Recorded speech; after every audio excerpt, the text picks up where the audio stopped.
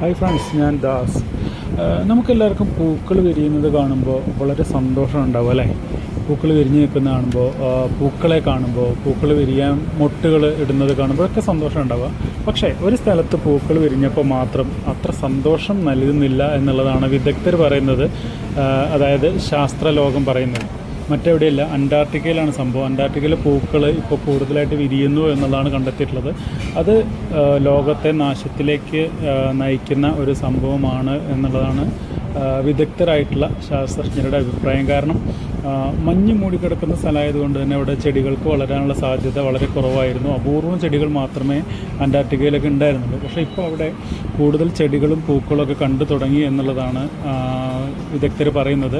അത് ആഗോളതാപനത്തിൻ്റെ ഭാഗമായിട്ട് സംഭവിക്കുന്നതാണെന്നും അത് ലോകത്തിന് ഒരുപാട് ദോഷം ചെയ്യുന്ന ഒരു കാര്യത്തിൻ്റെ മുന്നറിയിപ്പാണെന്നാണ് വിദഗ്ധരുടെ അഭിപ്രായം കേട്ടോ.